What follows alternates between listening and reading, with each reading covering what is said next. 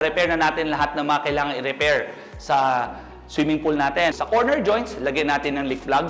Gumamit naman ng handy fix para masilang natin itong mga cold joints na ito. Gamit naman natin ng waterproofing. We recommend using Cristor. Gagamit ba tayo ng tiles or hindi? Or gagamitin ng coating? Ito ang recommendation namin. Lagi nagkakamali sa type of tile adhesive na gagamitin at sa application method. Ang nire-recommend namin is using Smart Bond Flex Gold C2TS1. May flexibility in tile adhesive at C2 rated.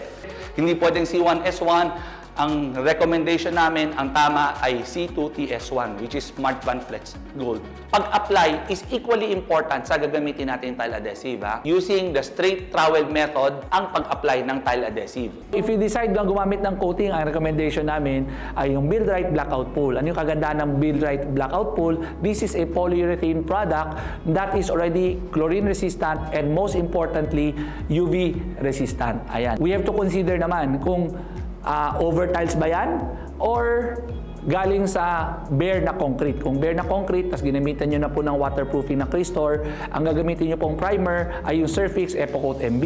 Kapag meron na pong tiles, ang gagamitin nyo po muna na primer ay yung Blackout Pool Primer para pang prime bago po natin gagamitin yung Blackout Pool na coating.